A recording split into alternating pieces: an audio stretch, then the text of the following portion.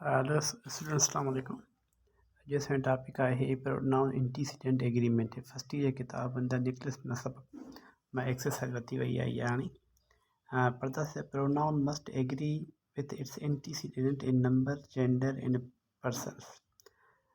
Antecedent is the noun or pronoun that a pronoun refer to a replace.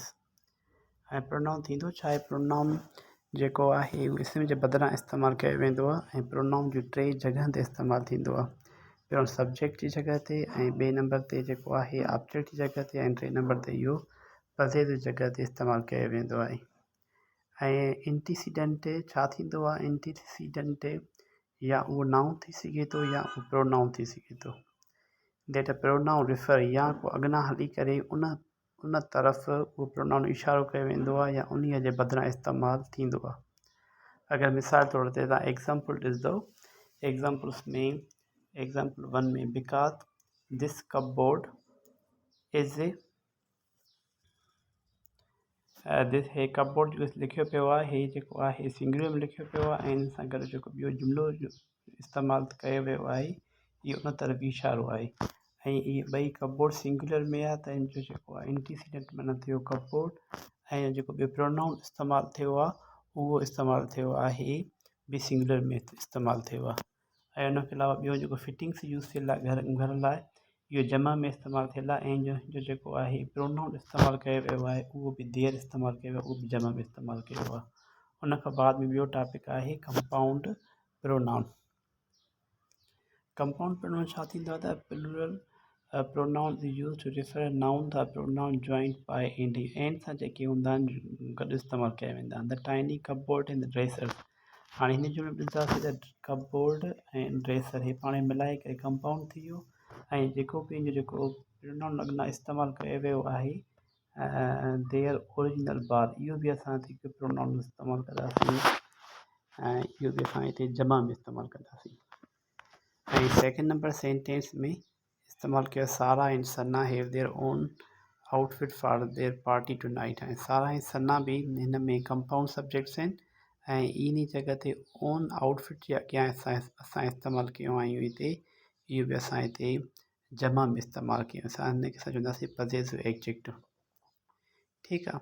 उन खां ॿियो असूल लिखियो पियो आहे त pronoun they refer to a noun pronoun joined by R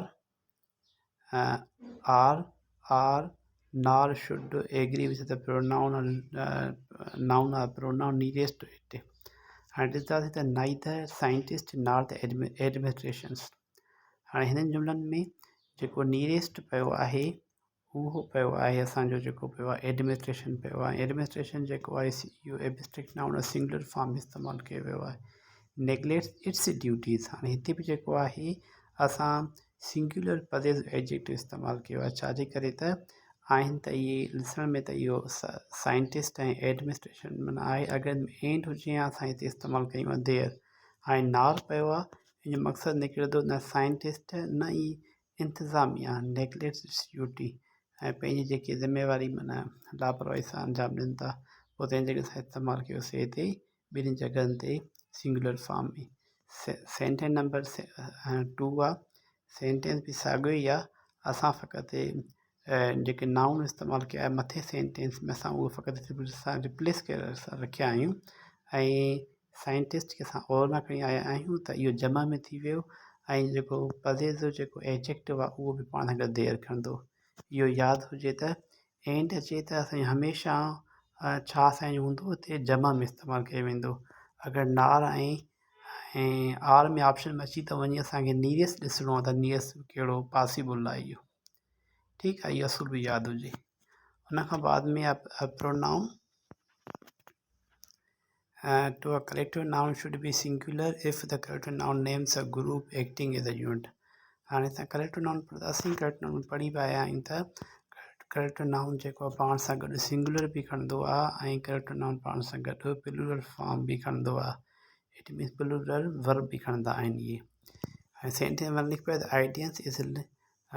आइडियंस is lauding the performance. हाणे सॼा आइडियंस जेको आहे सिंगुलर में audience is acting as a single unit.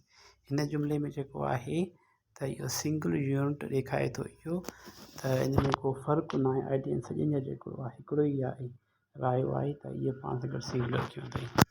Sentence number 2 में लिखियो पियो हाणे the family that owns the house loaned its treasure to the library.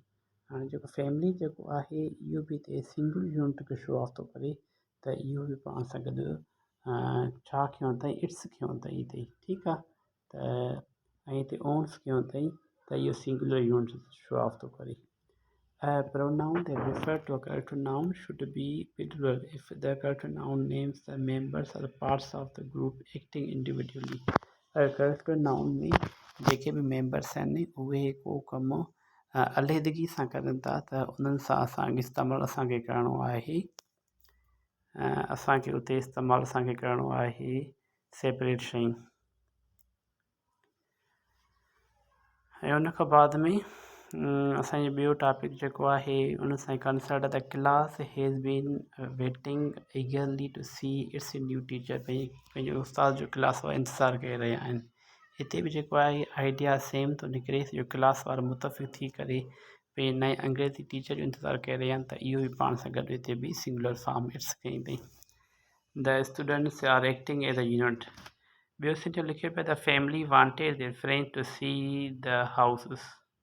हाणे हिन सेंटेंस में फैमिली जा जेके बि मेंबर्स आहिनि family members are acting individually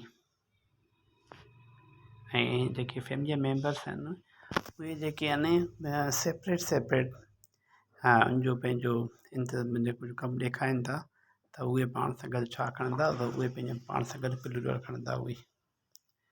gender and person the gender of pronoun masculine में ही हिज हिम फीमेनाइन में शी हर हर्स ऐं न्यूट्रल में इस्तेमालु कया वेंदा आहिनि इट ऐं it's must be the same the gender of its antecedent the person first second third the pronouns also must agree with the person of its antecedent।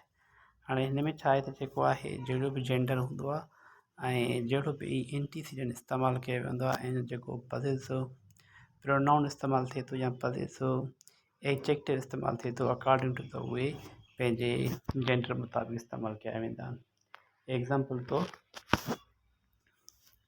U would be proud to see your work. ऐं you पियो त असां जेको आहे उन सां जेको pronoun ऐं पॉसेसिव एडजेक्टिव इस्तेमालु उहो बि यूअर पियो हिते।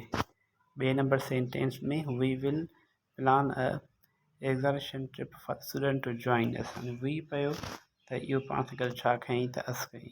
Any actress would like her creation to last for 100 years। हाणे हिन सेंटेंस में एक्ट्रेस आहे ऐं इहो फीमेनाइन थो रखे त हिन जो जेको पॉसेसिव जेको एडजेक्टिव आहे उहो पाण सां गॾु छा कयईं हर कयईं। नंबर 4 में पियो आहे इन एस्ट्रोनॉट्स कंडक्टेड हिज और हर एक्सपेरिमेंट ड्यूरिंग द फ्लाइट। हाणे एस्ट्रोनॉट्स जेको आहे इस्तेमालु थो कयो वञे मस्कुलाइन लाइ बि फीमेनाइन लाइ बि पोइ हिन लाइ असां हिननि वारनि सां सेपरेट सभिनी ॿिन्हिनि ॾेई छॾियो आहे हिननि हिते हाणे ठीकु आहे। हाणे इहो असांजो टॉपिक थियो असीं नेक्स्ट वीडियो में ॾिसंदासीं जेको आहे न एक्सरसाइज़ कीअं हल थी थिए ऐं एक्सरसाइज़ में कहिड़ियूं कहिड़ियूं जेकी आहिनि मिस्टेक्स आहिनि। Thank U.